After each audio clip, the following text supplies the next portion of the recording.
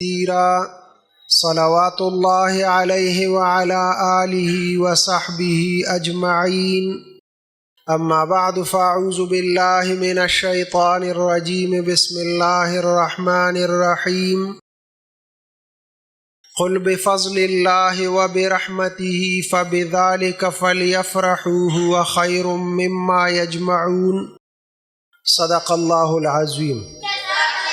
إن الله وملائكته يصلون على النبي يا أيها الذين آمنوا صلوا عليه وسلموا تسليما.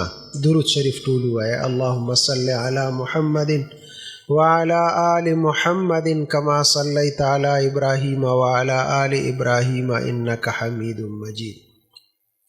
سٹیج باندې ناس معزز علماء کرام، د دې علاقې ډېرو درنو پښتنو مسلمانانو وروڼو،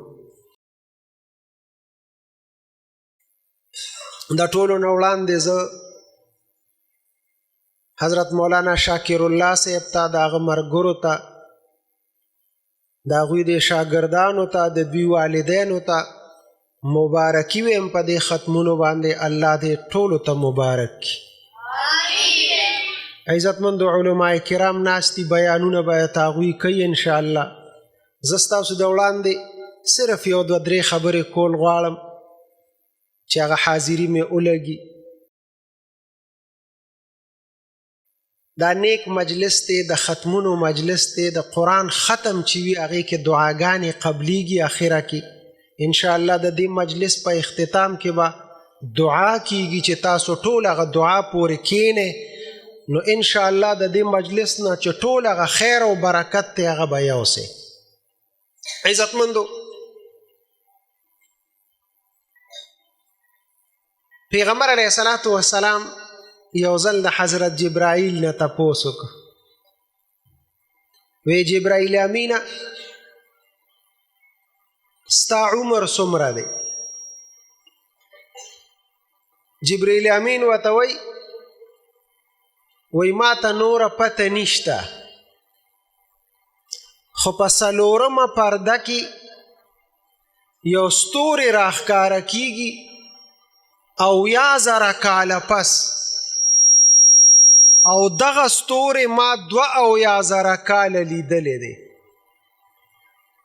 تاسو زما طرف ته به لږه توجه کوئ ښه، چې توجه برابري زما په خبره باندې به پوه شي.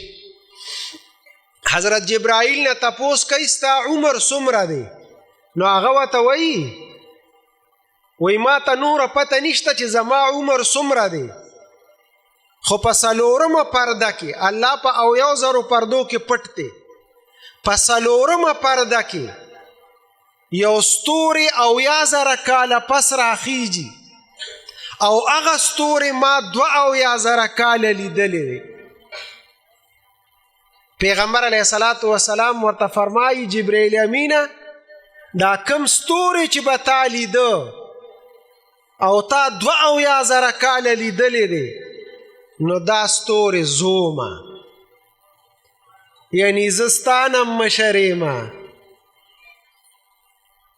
ستا دومره ډېر عمر دی چې تا ته یاد نه دی، خو ستا نه زه مشر یم. عزتمندو، الحمدلله زمونږ پیغمبر الله چې مونږ له کوم پیغمبر اخیری پیغمبر را کړی دی، په ټولو پیغمبرانو کې الله غوره پیغمبر مونږ ته را کړی دی، او په هغوی په ټولو امتونو کې بهترین امت چې الله پیدا کړی دی، نو د دغه پیغمبر دا امت پیدا کړی دی. تاسو ته زه لږ شانتې د دې فرشتې طاقت ښیم چې څومره غټه فرشته ده. پیغمبر علیه السلام ته یو ځل تپوس وکړ، وی جبرائیل امینه، ته چې د اسمان نه د سترګو په رب کې راغلی، ته کله راغلی؟ هغه ورته وی 4 ځله. وی په لومبي ځل چې ابراهیم علیه السلام نمرود اور ته وغورځو، ټال کې کینولو او هغه ټال له جوټه ورکړه او هغه رسۍ وشلوله. ابراهیم علیه السلام په هوا کې و، نو الله ما ته حکم وکړ په دغه وخت کې زه په سدرة المنتها کې وم. الله ما ته وی په منډه لاړ شه او زما خلیل په اور کې په قلار کېنوه چې هغه ته تکلیف ونه رسي. نو زه د سدرة المنتها نه د سترګو په رب کې رالم. ما حضرت ابراهیم علیه السلام غیږ کې ونیو او د اور په مینځ کې مې کېنو. او په دویم ځل چې کله ابراهیم علیه السلام په اسماعیل علیه السلام چاړه کېښوده نو الله ما ته په اسمانونو کې حکم وکړ چې ځان ورسوه چې دا چاړه د اسماعیل علیه السلام مریخ غوسه نه کي. نو وایي ما ځان سره د جنت نه ګډ راوست او زه د سترګو په رب کې راورسېدم. لاندې مې د هغه چاړې نه ګډ کېښود او اسماعیل علیه السلام مې ترې راښ کړ. ابراهیم علیه السلام چې چاړه راښکه نو د ګډ په مری باندې راښکله. او په دریم ځل چې یوسف علیه السلام رونو یو شړ کوي ته ورغورځو نو چې کله یې ورغورځو نو په دغه ټیم کې ما ته الله حکم وکړو چې لاړ شه زما دغه نیازبین بنده په کوي کې په قلار کېنوه. نو وایي زه د سترګو په رب کې راورسېدم او وایي ما یوسف علیه السلام غیږ کې واغش او دغه کوي کې یو ګټه وه د هغې ګټې د پاسه مې کېنو. او په څلورم ځل یا رسول الله صلی الله علیه وسلم په جنگ احد کې چې کله ستاسو مخ مبارک زخمی شو ستاسو غاښونه مبارک شهیدان شو او ستاسو د مخ نه او د خولې نه وینه روانه شوه نو چې کله روانه شوه او ځمکې ته تله نو په اسمان کې الله ما ته حکم وکړ چې جبرائیل امینه زر لاړ شه او زما د محبوب وینه اسې نه چې په ځمکه وغورځېږي که دا وینه په ځمکه توی شوه په دې ځمکه باندې به زه شین بوټی زرغون نه کړم. نو وایي زه د سترګو په رب کې رالم او هغه وینه چې د پیغمبر علیه السلام د خولې نه روانه شوې وه هغه ما داسې چونکې واغشته لپه کې مې واغشته او داسې په فضا کې مې ونوسته. ما وی چې دا په ځمکه باندې پرونځي. دا دومره طاقتوره فرشته ده د سترګو په رب کې د سدرة المنتها نه او د اسمانونو نه ځمکې ته رارسي او داسې کارونه کوي. کافرو به پیغمبر علیه السلام ته وی تا ته کومه فرشته وحی راوړي نو هغه به ورته وی ما ته حضرت جبرائیل وحی راوړي.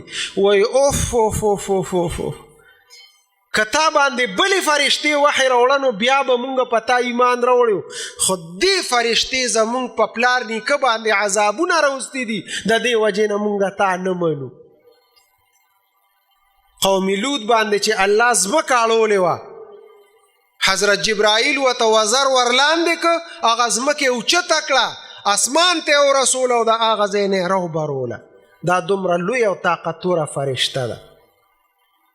بهترین ایمان زما د آخر زمانی مسلمانان بی د پیغمبر امتیان بی په فتنو کې براگیر وی باوجود دا غینا چې په ډیرو فتنو کې براگیر وی خو بیا به د خپل ایمان او د خپل اعمالو حفاظت کوي. دا زما بهترین امتیان دي او د دوی په ایمان باندې تعجب پکار. یا خو هغه د خیر القرون د دور خلکو څومره تقوادار او پرهیزګار او دینداره د تقوا غرونه. یو تابعی دی سعید ابن المسیب رحمه الله دا د ابو هریره رضی الله تعالی عنہ زوم دی د هغه لور په واده وه. دومره تقوادار او نیک سړی د ده متعلق کتابونه لیکي وایي 50 کاله په مسجد نبوي کې دی د اذان نه مخکې حاضر شوی دی. 50 کاله سعید ابن المسیب په لومبي صف کې په مسجد نبوي کې مونځ کړی دی او 50 کاله دی سړي تکبیر اولا سره مونځ کړی دی د ده نه تکبیر اولا نه دی فوت شوی. 50 کاله سعید ابن المسیب رحمه الله د ماسخوتن په اوداسه باندې د سار مونځ کړی دی. دا دومره تقوادار او پرهیزګار او دیندار خلک پیغمبر علیه السلام د هغوی صفت نه دی کړی. پیغمبر علیه السلام د دې ګنهګارانو صفت او تعریف کړی. داسې خلک و عجیبه بې نفسه خلک، خدا ترسه خلک، د الله نه یریدونکي خلک. عبدالله ابن مبارک رحمه الله یو نیک سړی تیر شوی دی. عبدالله ابن مبارک لوی محدث، لوی عالم او لوی بزرگو. دا د امام ابو حنیفه او د امام مالک رحمه الله شاگرد دی. امام مالک رحمه الله په مسجد نبوي کې ټول عمر درس کړی دی د حدیثو، او چې هغه به په خپل مسند باندې ناستو، بادشاهان به راتلل، د هغه په خپو کې به کېناستل. امام مالک رحمه الله به چاته خوځېدم نه، د بادشاهانو به پروا نه ساتله. یو ځل عبدالله ابن مبارک مسجد نبوي ته رادننه شو. عبدالله ابن مبارک مسجد نبوي ته راغی. امام مالک رحمت الله علیه چې ولیده چې عبدالله ابن مبارک را روان دی، نو د خپل ځای نه پاسېد، ودرېد، د هغه استقبال یې وکړ او راوست او ځان سره یې په خپل مسند باندې کېنو. امام مالک په فرمایل وی د عبدالله ابن مبارک او د صحابه په ژوند کې هیڅ فرق نشته، صرف دومره فرق دی چې صحابه پیغمبر لیدی دی او عبدالله ابن مبارک پیغمبر نه دی لیدی. بس صرف دغومره فرق دی، باقی د ژوند او د صحابه ژوند دا یو شان. عبدالله ابن مبارک لوی سړی و. هر کال به ځان سره یو لویه قافله د حاجیانو حج له بوتله، د هغوی ټول اخراجات په هغه په خپله برداشت کول. یو ځل یو قافله کې روانو، حج له روانو، په لار کې یو ځای کې پړاو لږ ما طرف ته متوجه شي، زه آخري خبره کوم بیا بس کوم. عبدالله ابن مبارک قافله روانه کړې وه، یو ځای کې پړاو. عبدالله ابن مبارک او دس ماتو، داسې یو کنډر و د هغې طرف ته ورغی چې هلته یې وکتل، داسې یو جینۍ وه، هغې سره راواغشتل او دې ترخ کې پټ کړل. عبدالله ابن مبارک ورته کتل، چې کله دا اودس مات کړو نو هغه جینۍ ته یې اواز کړی، وی بچې دې خوا راشه، دا تا څه راواغشتل، څه دې پټ کړل؟ نو هغه جینۍ ویرېده، نو هغې د ترخ نه هغه سیز راوویست او عبدالله ابن مبارک ته فرمای وی دا سیز دی. سو یو مړه مردار مارغه پروت و، هغې راواغشت او هغې پټاو. هغه ورته وی په دې دې څه کول؟ وی نن درېیمه ورځ ده، زما په کور کې داسې یو ماشوم رور دی، نور مې څوک نشته، پلار مې مړ دی، مور مې نشته، نور څوک هم نشته. 3 ورځې وشوې چې ما و غرور مې روټۍ نه ده خوړلې، نو زما د غرور حالت ډیر خراب شوی دی، هغه مرګ ته نږدې شو. نو ما وی چې چېرته مردار ای چې زه پې د هغه خپل رور ژوند بچ کړم. نو وی ما دا مارغه دې ځای کې ومونته، نو دا مې راواغش، ما وی چې لاړ شم هغه رور له یې یوسم. عبدالله ابن مبارک هغه مارغه ترې راواغش، ویې غورځو، ورته یې وی بچې راځه، ځان سره یې بوتله او ټول ملګري ځان ته چې کوم حج له روانو هغې ځان ته راجمع کړل. هغه ملګرو ته یې وی تاسو خو حج له روان یې، راځئ نن د باندې ښه حج کوم، بهترین حج د باندې کوم، په زندګۍ کې به تاسو داسې حج نه کړی. تاسو سره چې څومره پیسې دي دا ټولې راجمع کړي. ټولې پیسې یې راجمع کړې او خپله چې ورسره څومره وي هغې هم ورسره کېښودې. هغه غونډې پیسې هغه ماشومې له ورکړې، وی بچې په دې باندې خپل ګزران کوئ او بس ژوند تېروئ په دې باندې. هغه قافلې ځان سره واپس کلي ته بوتله، وی راځئ ستاسو حج وشو، په ټول عمر کې به تاسو چېرته داسې حج نه کړی، الله به ډېر لوی اجر او ثواب درکړي. عزتمندو، دا خلک و، دوی سره د انسانیت قدر و، دا د خدای نه یریدونکي خلک و، دا د تقوا په هغه لوی مقام باندې ناست خلک و. خدا د هغې زمانې خلک دي. ګوره یاد ساتئ دا د خیر القرون د دور د دوی مونږ ته صرف د دوی ذکر په کتابونو کې دی او په مخ د ځمکه دا خلک نشته. اوس دا مونږ ګنهګار پاتې یو، خو الحمدلله زمونږ حالت ډېر ښه دی. ځان ته کمزورې مه وایې، مونږ د دواړو جهانو د سردار امتیان یو. پیغمبر علیه السلام د دې ګنهګار امت صفت کړی دی، تعریف یې کړی دی.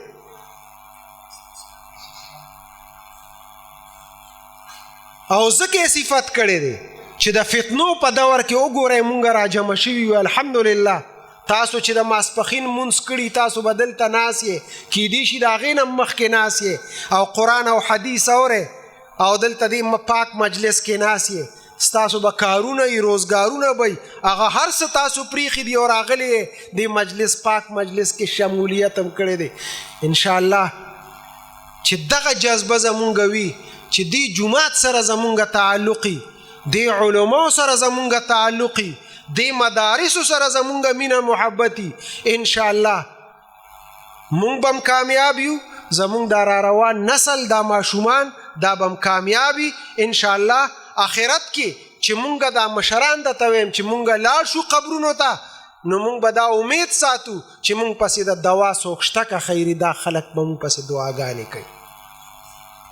زه د مولانا شاکر الله صاحب ډېر د زړه نه احترامم کوم او ډېر مینه اظهار ورسره کوم چې په دې پاسمانده علاقه کې دومره لرې دې د دین دا خدمت کوي دې ځای کې، او دا ماشومان دې تیار کړي دي. وګورئ قرآن یې ورته ښودلی دی، دلته په دې جومات کې مدرسه جوړه کړې ده. الحمدلله زمونږ چې څومره علما دي او کم کم ځای کې دي هغوی خپله ډیوټي سرته رسوي، هغوی خپل کار جاري ساتلی دی. زمونږ دغه یو جذبه ده چې مونږ به ستاسو بچو ته دین ښایو، تاسو ته به دین ښایو انشاءالله. ستاسو بچو ته به دا د عزت پټکي په سره و. دا زمونږ ډیوټي ده. ستاسو نه صرف دغه درخواست دی چې تاسو علماو سره مینه وکړئ، نفرت مه کوئ د علماو نه. جماعت سره مینه وکړئ، مدرسې سره مینه وکړئ. که تاسو دغسې مینه کوئ عزتمندو، نو ستاسو بچي به انشاءالله په دې دنیا وي او تاسو ته به دعاګانې کوي، تاسو به قبرونو کې پراته یې. انشاءالله دا به زمونږ ښه مستقبل وي. او که نه تاسو جماعت سره مینه ونه کړه، مدرسې سره مینه ونه کړه او تاسو عالم سره مینه ونه کړه، نو ګوره یاد ساتئ بیا به چې دی نو زمونږ دا دنیا هم خراب وي او د قبر ژوند به هم زمونږ خراب وي. دا ماشومان سار سکول ته لیږئ، سکولونه پې ووایئ، خو دا نیم ورځ چې دی نو دا جومات ته ورکړئ چې دوی سکول نه راشي چې بس دوی جومات کې وي، مدرسه کې وي. انشاءالله دا به ډاکټران وي خو انسانان ډاکټران به، دا به انجینیرانی خو دا به انسانان انجینیرانی، دا به انشاءالله ججان او وکیلان او غټ غټ افسرانی خو انسانان به. زمونږ دغه مقصد انسانیت کوم ځای کې زده کیږي؟ انسانیت په جومات کې زده کیږي، انسانیت په مدرسه کې زده کیږي، انسانیت په دغه کالجونو او یونیورسټو کې ګورئ نه زده کیږي. یاد ساتئ. نو دا کوشش کوئ مولانا صاحب سره ډېر تعاون کوئ، مینه ورسره کوئ، محبت ورسره کوئ. انشاءالله دغه مینه او محبت هغې نتیجه به دا وي چې مونږ به ستاسو بچو ته د عزت پټکي په سره و، دوی ته به دین ښایو انشاءالله. دغه زمونږ ذمهواري ده. زه یو ځل بیا تاسو ته ټولو ته مبارکي ویم په دې ختمونو باندې. الله دې ستاسو په دې کلي علاقه کې خیر برکت واچوي او الله دې دا ختمونه په خپل دربار کې قبول او منظور کړي. د دې ثوابونه دې الله د دې علاقې څومره مشران کشران وفات شوي وي الله دې ثوابونه هغوی ته ورورسوي. الله دې ستاسو دا ناسته په خپل دربار کې قبول او منظور کړي. وآخر دعوانا ان الحمد لله رب العالمین.